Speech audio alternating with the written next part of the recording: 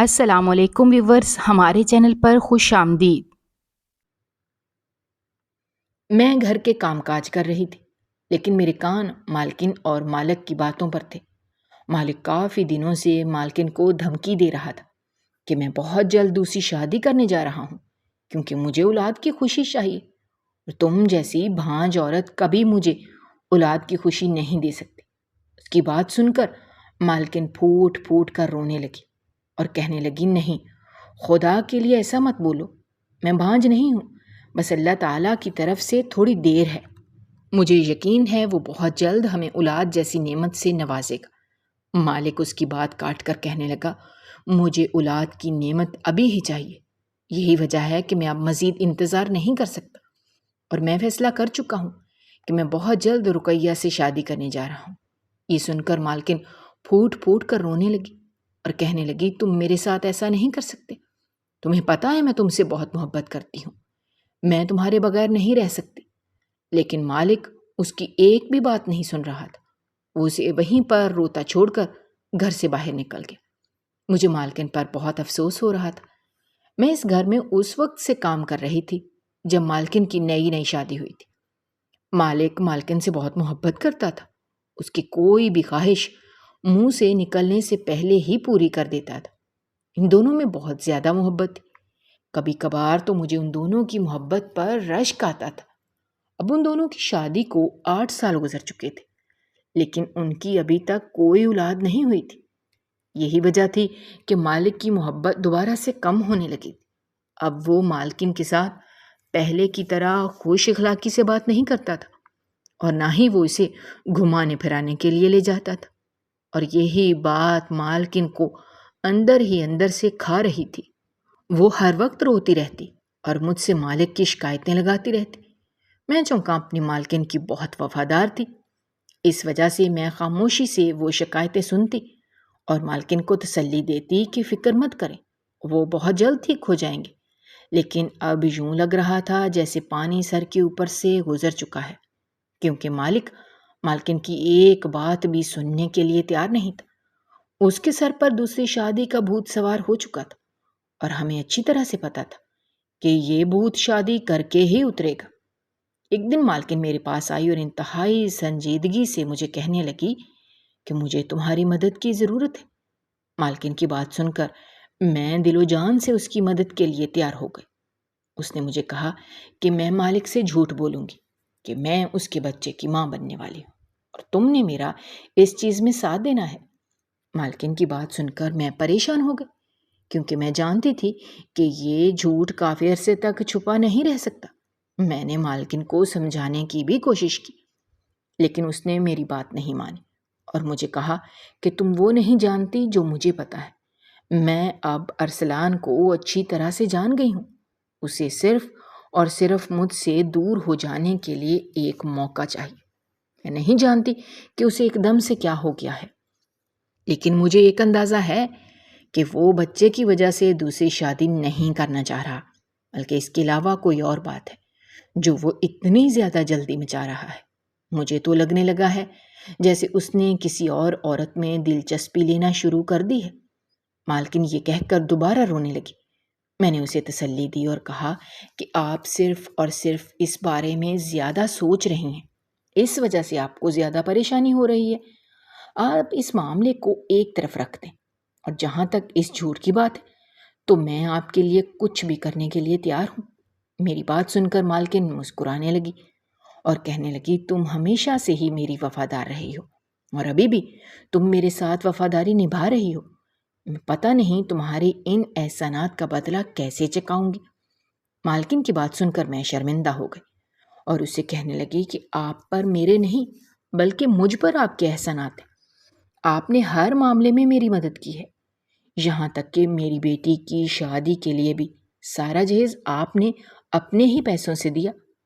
وہ ایک علیحدہ بات تھی کہ اس کی طلاق ہو گئی، لیکن ابھی بھی وہ اپنے سسرال میں صرف اور صرف اسی وجہ سے ایک پرسکون زندگی گزار رہی ہے۔ میری بات سن کر مالکن مسکرانے لگی اور پھر تھوڑی دیر بعد وہاں سے چلی گئی، جبکہ میں اپنی بیٹی کے بارے میں سوچنے لگی، جس کی تقریباً میں نے 1 سال پہلے ہی شادی کی تھی۔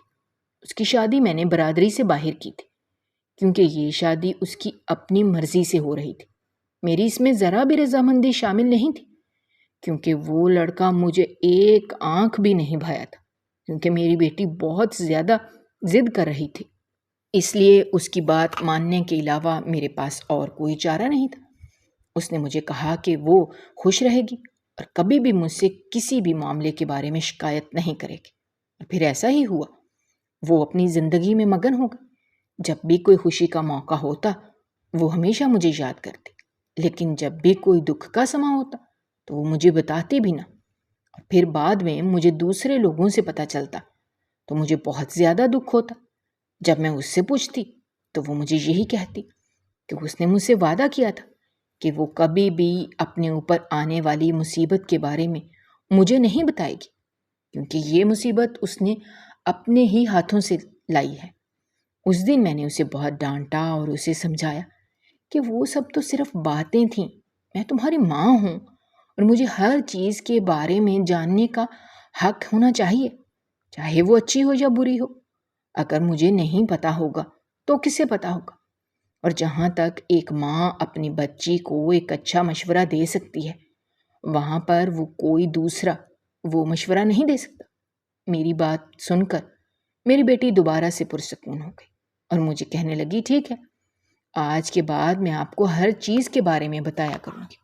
اور پھر اس کے بعد ایک ایسا حادثہ پیش آیا جس کے بارے میں کوئی سوچ بھی نہیں سکتا تھا۔ میری بیٹی کے شوہر کا اچانک ہی ایک حادثے میں انتقال ہو گیا۔ وہ اپنے پیچھے میری بیٹی اور 2 جڑواں بچے چھوڑ کر چلا گیا۔ میں صرف اور صرف ایک بار ہی اپنی بیٹی سے ملنے کے لیے گئی تھی۔ اس کے بعد میں دوبارہ اس کے پاس نہ جا سکی، کیونکہ وہ اپنے سسرال والوں کے ساتھ کشمیر شفٹ ہو گئی تھی۔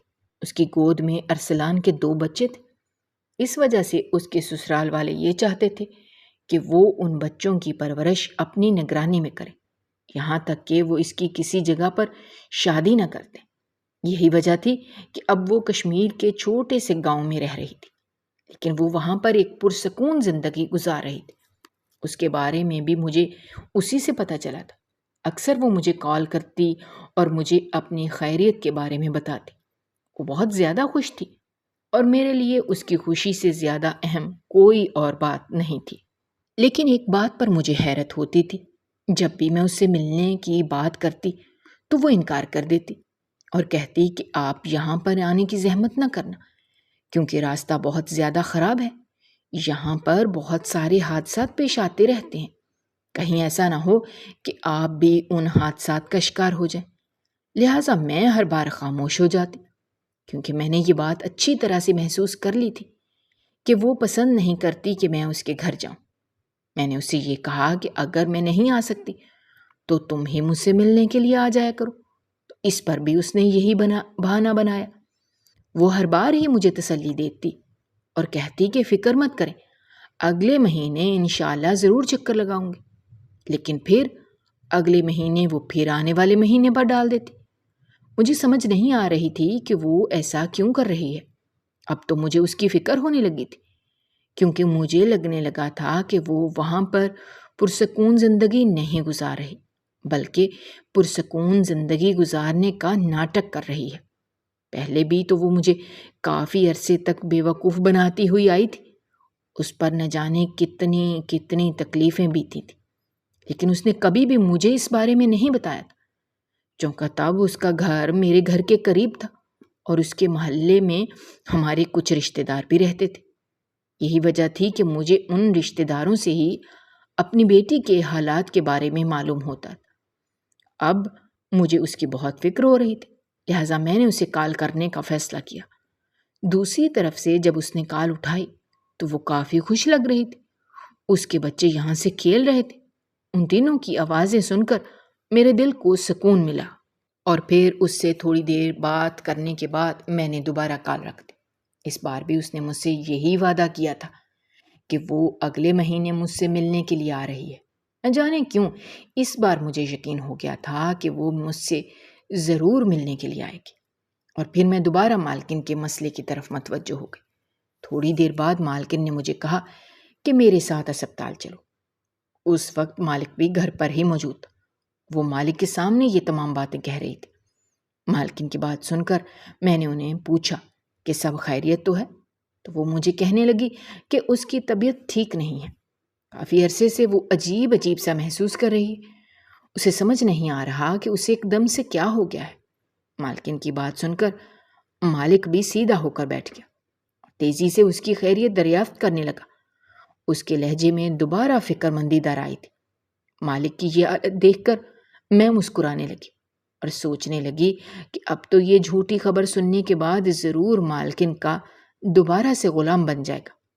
لیکن میں نہیں جانتی تھی کہ کچھ چیزیں انسان اپنی مرضی سے سوچ لیتا ہے، لیکن حقیقت میں ایسا کچھ بھی نہیں ہوتا۔ اور پھر مالکن کے ساتھ میں ہسپتال چلی گئی۔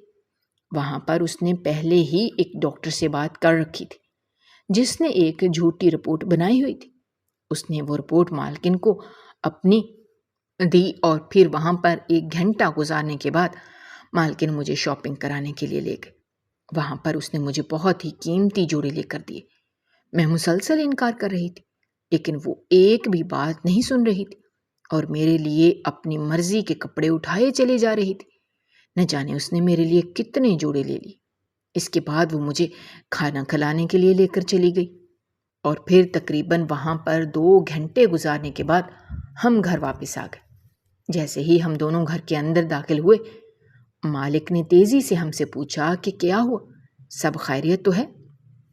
مالک کی یہ بے چینی مجھے دل ہی دل میں خوش کر رہی تھی، کیونکہ مجھے اپنی مالکن سے بہت محبت تھی اور میں چاہتی تھی کہ وہ ہمیشہ خوش رہے۔ میں مالکن کو ہمیشہ ہی اپنی بیٹی کی طرح سمجھتی تھی، اور پھر مالکن کے بجائے میں نے مالک کو بتایا کہ آپ کے لیے ایک بہت بڑی خوشخبری ہے۔ میرے یہ کہنے کی دیر تھی کہ مالک کے چہرے پر ایک سایہ آ کر لہرایا۔ کیا مطلب؟ کیسی خوشخبری؟ تم لوگ کس بارے میں بات کر رہے ہو؟ مالک ایک دم سے بہت پریشان ہو گیا تھا۔ اس کی یہ پریشانی اب مجھے شک میں مبتلا کرنے لگی تھی۔ میں نے جب اسے یہ بتایا کہ مالکن ماں بننے والی ہے تو وہ یکدم ہی خاموش ہو گیا۔ میں جو سوچ رہی تھی کہ وہ بہت زیادہ خوش ہو جائے گا اور جھومنے لگے گا، لیکن ایسا کچھ بھی نہیں تھا۔ وہ ایک دم سے ہی سکتے میں آ گیا تھا۔ یوں لگ رہا تھا جیسے اسے اس خبر پر یقین ہی نہ آ رہا ہو، اور پھر وہ تھوڑی ہی دیر بعد کہنے لگا، نہیں، ایسا نہیں ہو سکتا، یہ کسی بھی صورت ممکن نہیں ہے۔ میں نے اسے بتایا کہ یہ ممکن ہو چکا ہے، اور پھر میں نے اس کو مالکن کی رپورٹ دکھائی اور پھر جھوٹا بیان دیا جیسا کہ مالکن نے مجھے کرنے کے لیے کہا تھا۔ میں نے اسے بتایا کہ پچھلے کچھ دنوں سے مالکن کی طبیعت بہت زیادہ خراب رہنے لگی تھی۔ مجھے تب ہی شک ہونے لگا تھا کہ مالکن ماں بننے والی ہے، لیکن اس وقت میں نے یہ بات نہیں کہی کیونکہ میں ایک بار ڈاکٹر سے کنفرم کرنا چاہتی تھی، اور پھر ڈاکٹر کی رپورٹ نے بتا دی کہ جو کچھ میں سوچ رہی تھی وہ سب کچھ سچ تھا۔ مالک نے تیزی سے میرے ہاتھوں سے وہ رپورٹ لی اور اسے پڑھنے لگا۔ وہ ایک دم ہی بہت زیادہ پریشان ہو گیا تھا۔ میں نے ایک نظر مالکن کی طرف دیکھا جو میری ہی طرف دیکھ رہی تھی۔ اس کی حالت بھی مجھ سے مختلف نہیں تھی۔ وہ بھی مالک کی اس قدر تشویشناک ہو جانے پر پریشان ہو گئی تھی۔ یہ کون سا ڈاکٹر ہے؟ مجھے اس ڈاکٹر کا نمبر چاہیے، مالک نے ہم دونوں سے پوچھا۔ میں نے ایک نظر اپنی مالکن کی طرف دیکھا جس کے چہرے پر ایک سایہ آ کر لہرایا، اور پھر وہ اسے بتانے لگی کہ یہ سرکاری اسپتال میں بیٹھتا ہے، اور پھر مالک نے مالکن سے اس کا نمبر لے لیا اور اس ڈاکٹر کو کال ملانے لگا۔ تھوڑی دیر بعد وہ اس سے بات کرتا رہا، گھر کے پچھلے حصے کی طرف چلا گیا۔ مالکن یکدم ہی پریشان ہو گئی اور میرے قریب آ کر کہنے لگی، مجھے بہت ٹینشن ہو رہی ہے، پتہ نہیں وہ ڈاکٹر اس شخص کو میرے بارے میں کیا بتائے گا۔ میں نے اسے تسلی دی اور کہا کہ فکر مت کرو، تم نے اسے اچھی طرح سے سمجھا دیا تھا، اور مجھے یقین ہے کہ جس طرح اس نے پہلے تمہاری مدد کی ہے اس طرح اب بھی وہ تمہاری مدد کرے گا۔ میری بات سن کر مالکن تھوڑی مطمئن ہو گئی، اور پھر جب مالک واپس آیا تو وہ بھی چہرے سے مطمئن ہی نظر آ رہا تھا۔ پھر وہ مالکن کو مبارکباد دینے لگا اور کہنے لگا، تم سوچ بھی نہیں سکتی تم نے مجھے کتنی بڑی خوشی دی ہے۔ اب مجھے دوسری شادی کرنے کی کوئی ضرورت نہیں ہے، کیونکہ مجھے اولاد کی نعمت اپنی محبوب ترین بیوی سے مل رہی ہے۔ پچھلے دنوں میں نے جتنا تمہارا دل دکھایا میں اس کے لیے شرمندہ ہوں، لیکن تم میرے دل کی کیفیت سمجھ سکتی ہو۔ میرے سامنے جب میرے دوست احباب اپنے بچوں کی باتیں کرتے تھے تب میرا بھی دل چاہتا تھا کہ میرے بھی بچے ہوں جن کے بارے میں بھی ان سے باتیں کر سکوں، اور یہی سوچیں تھیں جو مجھے چین کا سانس نہیں لینے دے رہی تھیں۔ مالک مالکن سے معافی مانگ رہا تھا، مالکن نے بھی مالک کو معاف کر دیا تھا، وہ بھی اب پرسکون ہو گئی تھی۔ تھوڑی دیر بعد جب مالک وہاں سے گیا میں تیزی سے مالکن کے پاس گئی اور اسے کہنے لگی کہ اب تم یہ سب کچھ کیسے سنبھالو گی، کیونکہ زیادہ نہ صحیح لیکن 1 مہینے کے اندر ہی اسے پتہ چل جائے گا کہ یہ سب کچھ جھوٹ ہے۔ میری بات سن کر مالکن مسکرانے لگی اور کہنے لگی ایسا کچھ بھی نہیں ہوگا کیونکہ مالک 10 مہینوں کے لیے ملک سے باہر جا رہا ہے۔ مالکن کی بات سن کر میں بھی مسکرانے لگی اور اس کی قسمت پر رشک کرنے لگی۔ اللہ تعالیٰ اس کا ہر جگہ پر ساتھ دے رہے تھے، اس کے ساتھ ساتھ میرے دل سے اس کے لیے دعائیں نکل رہی تھیں کہ اللہ تعالیٰ اسے سچ مچ میں اولاد کی نعمت سے نواز دے۔ اور پھر تھوڑے ہی عرصے بعد مالک ملک سے باہر چلا گیا، اب پیچھے میں اور مالکن ہی بچے تھے۔ لیکن اس دوران ایک بہت ہی عجیب و غریب چیز ہو رہی تھی۔ جس ڈاکٹر سے میں نے اور مالکن نے جا کر بات کی تھی، جسے ہم نے کہا تھا کہ تم نے مالک سے جھوٹ بولنا ہے، اب وہ کچھ زیادہ ہی مالکن میں دلچسپی لینے لگا تھا، بلکہ اگر یہ کہیں کہ وہ مالکن سے بات کرنے کے موقع ڈھونڈتا تھا تو اس میں بھی کچھ غلط نہ ہوتا۔ پہلے تو مالکن اس چیز سے کافی پریشان نظر آتی تھی، لیکن اب یوں لگتا تھا جیسے اسے بھی یہ سب کچھ اچھا لگنے لگا ہے، کیونکہ اب اکثر اس ڈاکٹر کو میں اپنے گھر میں آتے جاتے ہوئے دیکھتی تھی۔ ہر بار وہ مالکن کو خوش کر کے جاتا تھا۔ ایک بار میں نے مالکن سے اس بارے میں بات کرنے کا فیصلہ کیا۔ میں نے اسے کہا کہ آپ کو یہ نہیں لگتا کہ آپ جو کچھ بھی کر رہی ہیں وہ بالکل بھی ٹھیک نہیں ہے؟ میری بات سن کر مالکن سیدھی ہو کر بیٹھ گئی اور کہنے لگی مجھے تمہاری بات سمجھ میں نہیں آئی، مجھے ٹھیک سے سمجھاؤ۔ میں نے اسے بتایا کہ اب یہ ڈاکٹر آپ نے کچھ زیادہ ہی دلچسپی لینے لگا ہے، مجھے تو لگتا ہے یہ آپ کو پسند کرنے لگا ہے اور بہت جلد یہ پسند محبت میں بدل جائے گی، جبکہ آپ شادی شدہ ہیں۔ اگر آپ کے شوہر کو اس بارے میں پتہ چلا تو آپ کے لیے بہت سارے مسئلے پیدا ہو جائیں گے۔ میری بات سن کر مالکن کے چہرے پر بھی پریشانی کے تاثرات نمودار ہونے لگے اور وہ مجھے کہنے لگی میں اس ڈاکٹر سے ایسا کوئی بھی رشتہ رکھنے کے لیے ملاقاتیں نہیں کر رہی، بلکہ یہ مجھے ایک دوائی دے رہا ہے جس سے میں ماں بننے کے قابل ہو سکتی ہوں۔ یہی وجہ ہے کہ میں نے اس سے رابطہ رکھا ہوا ہے۔ میں نے مالکن کو سمجھایا کہ اسے گھر میں بلانا ٹھیک نہیں ہے، آپ ایسا کیا کریں کہ ہسپتال ہی چلی جایا کریں اور وہیں سے دوائی لے کر آ جایا کریں۔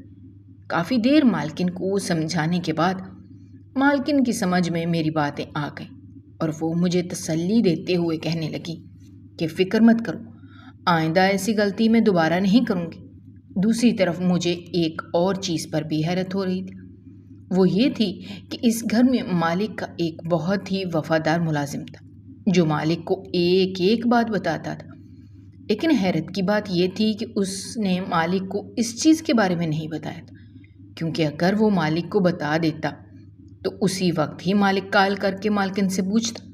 چیزیں بہت زیادہ پیچیدہ ہوتی جا رہی تھیں، مجھے سمجھ نہیں آ رہا تھا کہ آخر اس گھر میں کیا چل رہا ہے۔ دوسری طرف میری اپنی زندگی بھی مشکل ہو گئی تھی، کیونکہ اب میں بوڑھی ہو چکی تھی۔ یہاں پر سارا دن کام کرنے کے بعد مجھ میں ہمت ہی نہیں بچتی تھی کہ میں گھر جا کر کام کاج کر سکوں، اور کوئی بھی میری خدمت کرنے والا بھی نہیں تھا۔ میری صرف ایک ہی بیٹی تھی، اس کی بھی شادی ہو چکی تھی اور اس کا بھی مجھے کوئی پتہ نہیں تھا۔ میں نے اسے دوبارہ کال کی تو وہ مجھے کہنے لگی میں نے آپ کو ایک راز کی بات بتانی ہے، لیکن وہ بات میں آپ کو ابھی نہیں بتا سکتی، اس کے لیے مجھے آپ سے ملنے کے لیے آنا ہوگا۔ میں تقریباً 5 مہینوں کے بعد آپ سے ملنے کے لیے آ جاؤں گی۔ بیٹی کی بات سن کر میں حیران رہ گئی اور سوچنے لگی کہ آخر 5 مہینوں کے بعد ایسا کیا ہونے والا ہے جو یہ 5 مہینوں کے بعد مجھ سے ملنے کے لیے آئے گی، کیونکہ اگر اس نے ٹالنا ہوتا تو وہ مجھے یہی کہتی کہ میں نے اگلے مہینے آنا ہے۔ اب یقیناً ہی کوئی بڑی بات ہوئی تھی۔ مجھے بہت تجسس ہو رہا تھا، میں صبر نہیں کر پا رہی تھی لہٰذا میں نے اسے کہا کہ مجھے ابھی اور اسی وقت بتا دو کہ اچانک ہی اس نے کال کاٹ دی۔ جانے وہاں پر کون آ گیا تھا۔ میں نے اسے دوبارہ کال ملانے کی کوشش کی لیکن اس نے میری کال نہ اٹھائی۔ میں بھی مایوس ہو کر بیٹھ گئی۔ ایک دن میں کچن میں کام کر رہی تھی جب مجھے یوں محسوس ہوا کہ گھر کی پچھلی جانب کوئی باتیں کر رہا ہو۔ باتوں کی آواز سن کر میں حیران رہ گئی اور سوچنے لگی کہ آخر وہاں پر کون ہو سکتا ہے، کیونکہ مالکن بھی گھر پر نہیں تھی، مالک بھی گھر پر نہیں تھا، سوائے چند نوکروں کے جو اس گھر کے خاص اور وفادار تھے۔ جب میں نے پچھلی جانب جا کر دیکھا تو سامنے کا منظر دیکھ کر میں حیران رہ گئی، کیونکہ وہاں پر مالکن ڈاکٹر کے ساتھ صحن میں چکر لگا رہی تھی اور اس سے باتیں کر رہی تھی، اور پھر وہ اس کی کسی بات پر کھلکھلا کر ہنسنے لگی۔ ڈاکٹر بھی اس کے ساتھ بہت خوش نظر آ رہا تھا۔ ان دونوں کو ایک ساتھ دیکھ کر مجھے بہت خوشی ہوئی، لیکن اس کے ساتھ ساتھ مجھے غصہ بھی آنے لگا، کیونکہ اب مالکن حد سے بڑھتی جا رہی تھی۔ اس کا شوہر اپنی عزت اس کو امانت دے کر گیا تھا اور وہ اس کی امانت میں خیانت کر رہی تھی۔ میں نے اسے دوبارہ سمجھانے کے بارے میں سوچا، لیکن اس بار اس نے میری بات سنتے ہی انکار کر دیا اور مجھے کہنے لگی کہ اسے پتہ ہے کہ کیا ٹھیک ہے اور کیا غلط، لہٰذا میں اس کے معاملات میں مت بولوں۔ اور یہ زندگی میں پہلی بار ہو رہا تھا جب اس نے مجھ سے ایسے لہجے میں بات کی تھی۔ اس دن مجھے بہت افسوس ہوا، لیکن میں یہ سب کچھ برداشت کر گئی کیونکہ میرے پاس اس کے علاوہ اور کوئی چارہ بھی نہیں تھا۔ لیکن پھر اگلے ہی دن وہ مجھ سے معافی مانگنے لگی، کیونکہ اسے یہی ڈر تھا کہ کہیں میں غصے میں آ کر مالک کو نہ بتا دوں۔ پہلے اگر کبھی مالک مالکن کو کال نہ کرتا تو وہ بہت پریشان ہو جاتی تھی اور میرے پاس آ کر شکایتیں لگاتی کہ اس نے مجھے کال نہیں کی، وہ مجھ سے بات نہیں کر رہا، وغیرہ وغیرہ۔ لیکن اب ایسا کچھ بھی نہیں ہوتا تھا۔ مجھے یقین تھا کہ مالک نے یہاں سے جانے کے بعد اس سے صرف 2 یا 3 بار بات کی ہوگی، اس کے علاوہ اس کی کال نہ آئی ہوگی، اور ایسا ہی تھا۔ لیکن مالکن نے ایک بار بھی میرے سامنے آ کر شکایت نہیں لگائی تھی۔ اور پھر ایک دن مجھے مالک کی کال آ گئی۔ اپنے موبائل پر مالک کا نمبر دیکھ کر میں حیران رہ گئی، کیونکہ مجھے اس کی کال کی بالکل بھی امید نہیں تھی۔ جیسے ہی میں نے کال اٹھائی، اس کی چنگھاڑتی ہوئی آواز میرے کانوں میں پڑی۔ آپ کو اندازہ بھی ہے کہ مالکن اس وقت کیا کرتی پھر رہی ہے؟ مالک کی بات سن کر مجھے لگا کہ میرے قدموں کے نیچے سے زمین نکل گئی ہے۔ شاید اسے مالکن کی حرکتوں کے بارے میں علم ہو گیا تھا۔ پھر تھوڑی دیر بعد اس نے اس بات کی تصدیق بھی کر دی اور مجھے کہنے لگا کہ وہ ڈاکٹر کون ہے اور اس کا مالکن کے ساتھ کیا رشتہ ہے۔ اس وقت مالک کی آواز میں کافی غصہ دکھائی دے رہا تھا، لہٰذا میں نے اس بات بھی اس سے بہانہ بنا دیا کہ وہ ڈاکٹر مالکن کا خاص ڈاکٹر ہے، اور اکثر جب مالکن کی طبیعت خراب ہو جاتی ہے تب وہ اس گھر میں آتا ہے، لیکن فکر مندی کی بات کوئی نہیں ہے۔ اس دوران میں اس کے ساتھ ہی ہوتی ہوں، اور مالکن کا اس ڈاکٹر کے ساتھ کوئی بھی چکر نہیں ہے۔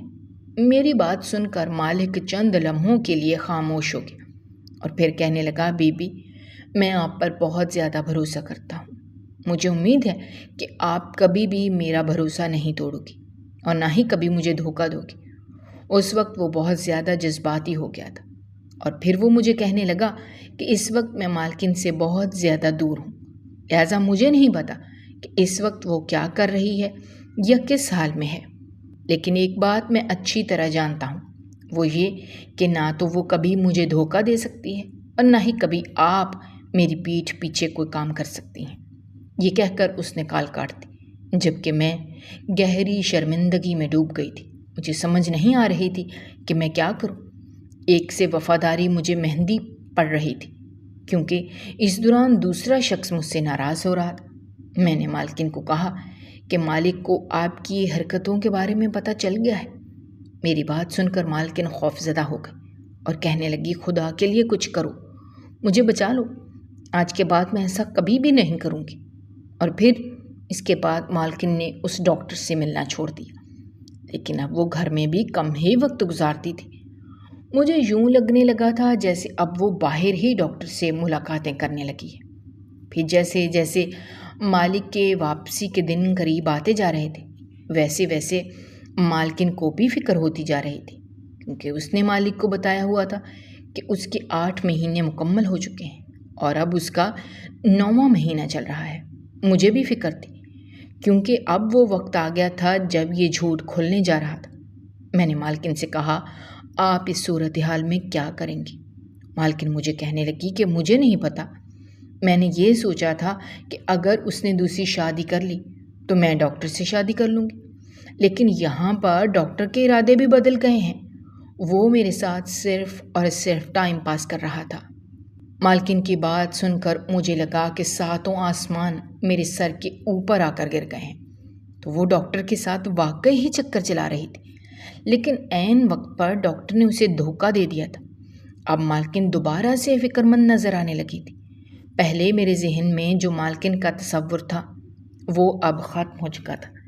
میں سمجھتی تھی کہ یہ بہت ہی معصوم اور پاک عورت ہے، لیکن میں یہ نہیں جانتی تھی کہ یہ بھی اپنے مفاد کے لیے کچھ بھی کر سکتی ہے، اور اگر اسے اپنے شوہر کو دھوکہ دینا پڑ جائے تو وہ اس سے بھی باز نہیں آئے گی۔ اب مجھے واقعی دکھ ہو رہا تھا۔ میں نے مالکن کی ایک غلط معاملے میں مدد کر دی، لیکن اب میرے پاس پچھتانے کے علاوہ اور کچھ بھی نہیں بچا تھا۔ میں نے فیصلہ کر لیا تھا کہ یا تو اس گھر سے نوکری کرنا ہی چھوڑ دوں گی، یا مالک کے آنے کے بعد اسے ساری حقیقت کے بارے میں بتا دوں گی، تاکہ بعد میں مجھ پر کوئی الزام نہ آ سکے۔ کیونکہ ایک چیز کا تو مجھے اندازہ ہو چکا تھا کہ مالکن بھی مالک کے ساتھ وفادار نہیں ہے۔ پھر یہ نہیں بلکہ اس کے بعد اور بھی واقعات پیش آنے لگے جس کے بارے میں نے سوچا بھی نہیں تھا۔ اس کے بعد مالکن دوسرے لوگوں کے ساتھ بھی گھومنے پھرنے لگی۔ ہر دن ہی ہمارے گھر میں ایک نیا انسان آتا تھا جس کے ساتھ مالکن ہنس کر باتیں کرتی تھی اور اس کے ساتھ تنہائی میں بھی وقت گزارتی تھی۔ مالکن کی یہ حرکتیں مجھے زہر لگ رہی تھیں اور اکثر میرے دل میں خیال آتا کہ میں مالک کو اس بارے میں بتا دوں، لیکن پھر مجھے یہ بھی ڈر لگتا تھا کہ کہیں ایسا نہ ہو کہ مالک میری بات پر یقین نہ کرے اور پھر نہ صرف ان دونوں کی آپس میں خراب ہو جائے بلکہ اس کے ساتھ ساتھ وہ لوگ مجھ سے بھی نفرت کرنے لگے۔ لیکن اب ہر چیز حد سے بڑھتی چلی جا رہی تھی۔ ایک دن تو مالکن بہت ہی واہیات کپڑوں میں گھر کے اندر داخل ہوئی اور اس کے ساتھ ایک مرد بھی موجود تھا جو مالکن کو سہارا دے کر گھر کے اندر لا رہا تھا۔ پھر آتے ہی اس نے مجھے کہا کہ اس نے شراب پی رکھی ہے، لہٰذا اسے سہارا دوں اور کمرے میں لے کر چلی جاؤں۔ اس انسان کی بات سن کر مجھے لگا کہ 7 آسمان میرے اوپر آ کر گر گئے ہیں۔ میں سوچ بھی نہیں سکتی تھی کہ مالکن اس حد تک بھی جا سکتی ہے۔ نہ جانے ایسی کون سی نوبت آ گئی تھی جو مالکن یہ سب کچھ کرنے پر مجبور ہو گئی تھی۔ اگلے دن جب میں انہیں مالکن سے بات کی تو اس نے مجھ سے انتہائی بدتمیزی سے بات کی اور مجھے کہنے لگی کہ تمہیں میری زندگی کے بارے میں کچھ بھی نہیں معلوم، اسی وجہ سے اپنی بکواس بند رکھو اور مجھے نصیحتیں کرنا بھی بند کر دو۔ اس کے بعد اس نے کافی دن مجھ سے بات نہیں کی، اور پھر جب اس کے شوہر کے واپس آنے کے دن قریب آ گئے تو وہ میری منتیں کرنے لگی اور مجھے کہنے لگی کہ ایک آخری بار میری مدد کر دو، اس کے بعد تم جو بولو گی میں وہی کروں گی، بس تم مجھے کسی طرح سے کوئی بچہ لا کر دے دو۔ مالکن کی بات سن کر مجھے لگا کہ 7 آسمان میرے سر کے اوپر آ کر گر گئے۔ میں آخر اس کے لیے کہاں سے کوئی بچہ لا سکتی تھی؟ لیکن وہ میری منتیں کرنے لگی اور مجھے دھمکیاں بھی دینے لگی کہ وہ مالک کو یہ بتائے گی کہ اس نے یہ سب کچھ صرف اور صرف میرے کہنے پر کیا۔ اس کی بات سن کر میں ڈر گئی تھی، کیونکہ اس نے مجھے اس چیز کی بھی دھمکی دی تھی کہ اگر میں نے اس کی بات نہ مانی تو وہ مجھ پر چوری کا الزام لگا کر مجھے جیل بھیج دے گی، اور پھر نہ چاہتے ہوئے بھی میں نے اس کی مدد کی اور اپنے ہی ایک جاننے والی کو بولا کہ وہ کہیں سے کوئی بچہ لا دے، اور پھر اگلے دن ہی وہ اسپتال میں پیدا ہونے والا بچہ چرا لائے۔ چونکہ اس کا ایک گروہ کے ساتھ تعلق تھا، اس وجہ سے اسے اس کام میں آسانی ہوئی۔ اور پھر جس دن مالک گھر واپس آیا اس دن وہ بہت زیادہ افسردہ لگ رہا تھا۔ اس کے دونوں کندھے لٹکے ہوئے تھے اور اس کے چہرے پر پریشانی کے تاثرات پھیلے ہوئے تھے۔ اس کی حالت بہت بری لگ رہی تھی۔ میں جو سوچ رہی تھی کہ وہ اپنے بچے کی خبر سن کر جلدی سے بھاگا بھاگا آئے گا اور بہت زیادہ خوش ہوگا، وہ صرف اور صرف میرا وہم تھا۔ تھوڑی دیر بعد وہ مالکن کے کمرے میں چلا گیا اور پھر اس کے بعد میں بھی اپنے گھر واپس آ گئی۔ میں گھر میں بیٹھی کھانے کی تیاری کر رہی تھی جب اچانک دروازے پر دستک ہوئی۔ جیسے ہی میں نے دروازہ کھولا، سامنے میری بیٹی کھڑی تھی۔ وہ مجھ سے لپٹ گئی اور پھوٹ پھوٹ کر رونے لگی۔ اس کو روتا دیکھ کر میں پریشان ہو گئی، کیونکہ ایک تو اتنے عرصے بعد آئی تھی اور دوسرا آتے ہی اس نے رونا شروع کر دیا تھا۔ پھر اس نے مجھے بتایا کہ اس نے ایک مردہ بچے کو جنم دیا ہے۔ یہ بات میرے لیے بالکل نئی تھی، کیونکہ مجھے اس بات کا بالکل بھی اندازہ نہیں تھا کہ وہ ماں بننے والی ہے۔ اگر وہ ماں بننے والی تھی تو وہ کس کا بچہ تھا؟ اور پھر اس کی اصلیت بھی مجھ پر کھل گئی۔ تھوڑی ہی دیر بعد مجھے مالک کی طرف سے کال موصول ہوئی۔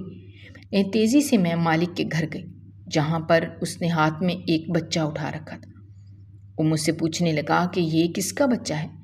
پھر میں نے اسے ساری حقیقت بتا دی تو مجھ پر ایک اور راز آشکار ہوا کہ مالک نے میری بیٹی سے شادی کر رکھی تھی اور یہ بچہ جو میں چرا کر لائی تھی وہ میری بیٹی کا ہی تھا۔ مالک کو پتا تھا کہ وہ بچہ چوری ہو گیا ہے، لیکن اس نے میری بیٹی کو یہی بتایا کہ بچہ مردہ پیدا ہوا ہے، کیونکہ اس طرح وہ مزید پریشان ہو جاتے۔